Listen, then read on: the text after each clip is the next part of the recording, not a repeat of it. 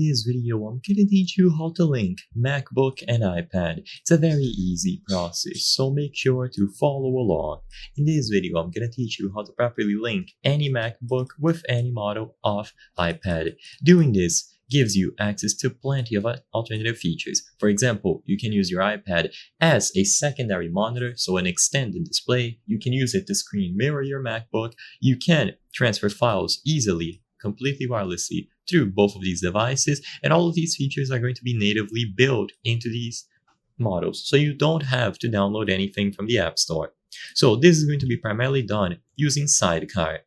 You will need to meet specific system requirements, so as you can see here, you will be able to use it on these Mac devices and these iPad devices. So you need iPadOS 13 or later on these models. So for Pro, all models. For the standard iPad, it has to be 6th generation or later. For the Mini, 5th generation or later. And for the Air, 3rd or later. Then these requirements for the MacBooks. You can pause the video here if you would like to double check. After this is done, it's simple to set it up. First, make sure that the same Apple account is being used on both devices, so sign into the same Apple ID. You can confirm this by heading over into the system preferences on the Mac, and your Apple account is going to be present here. And if you go into the settings of the iPad, you will also be able to do it there.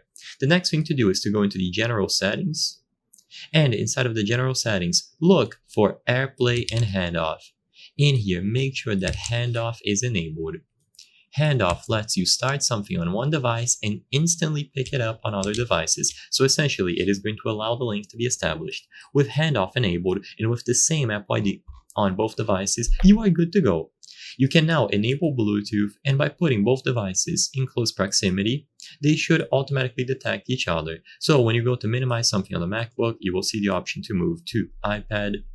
If you go over to the display settings on the MacBook, you will also see the option to mirror or extend the display to the iPad, and everything will be available for you to manage. You can drag files between both, you can move files, photos, whatever you have, and of course use them as two displays together.